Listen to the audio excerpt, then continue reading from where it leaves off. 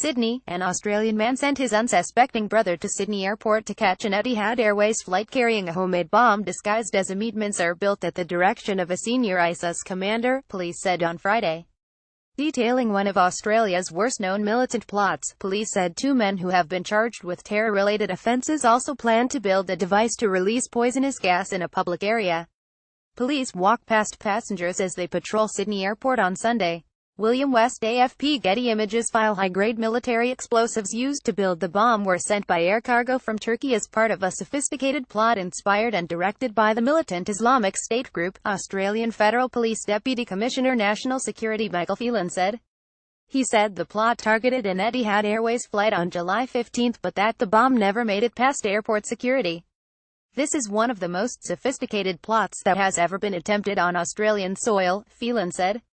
Police allege that one of the two men charged late on Thursday had been introduced to Islamic State by his brother, who they said was a senior member of the group in Syria.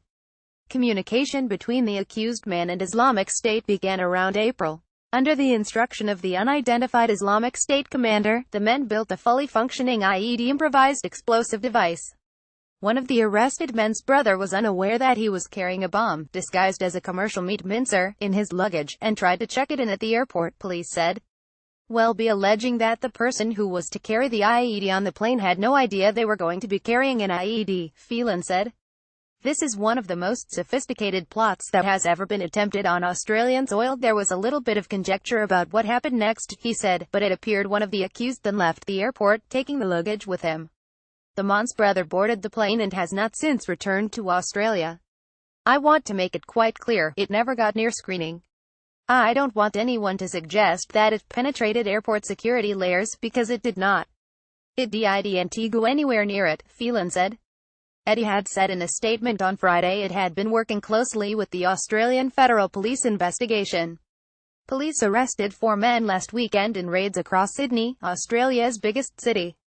One man has been released, while another is still being held without charge under special counter-terror laws.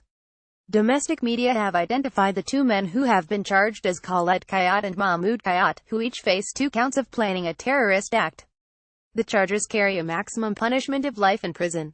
Police searched for evidence at a block of apartment on Sunday in the Sydney suburb of Lakemba, after counter-terrorism raids across the city on the weekend. William West AFP Getty Images file the men did not apply for bail at a court hearing on Friday, a spokeswoman for New South Wales court said, and bail was formally denied. Their next scheduled court appearance is on November 14.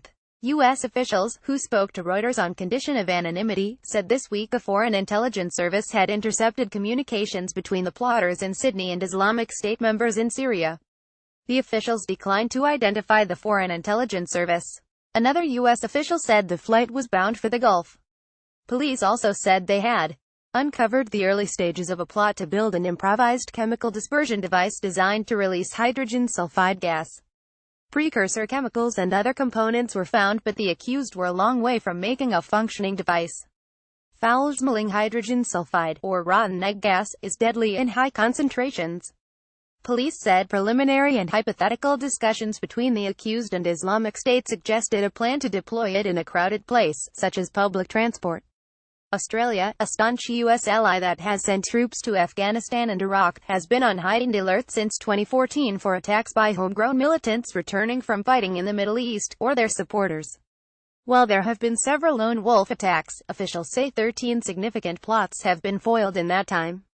A gunman in a 2014 Sydney cafe siege boasted about links with Islamic State militants, although no direct ties with the group were established. The gunman and 2 other people were killed in the siege.